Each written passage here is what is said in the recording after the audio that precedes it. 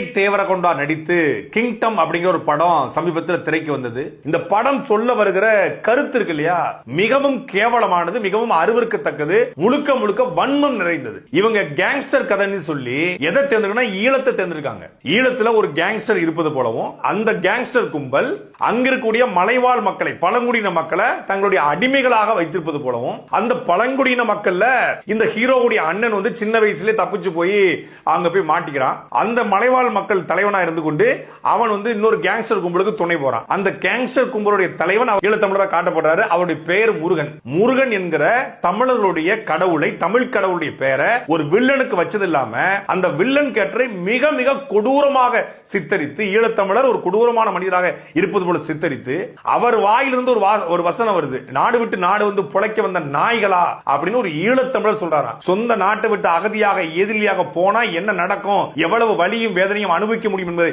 உணர்ந்த ஈழத்தமிழர்கள் இன்னொரு நாட்டிலிருந்து பிழைக்க வருபவனை நாடு விட்டு நாட்டு பிழைக்க வந்த நாய்களா என்று சொல்லுவாங்களா? அப்படி ஈழத்தமிழர் வந்து இன்னொருத்தங்களை சொல்ற மாதிரியான ஒரு காட்சி அமைப்பு ஒருத்தன் வைக்கிறான்னா அவன் எவ்வளவு வன்மம் நிறைந்தவனா இருப்பான். இது முழுக்க முழுக்க ஒரு புரபகண்டா திரைப்படம்.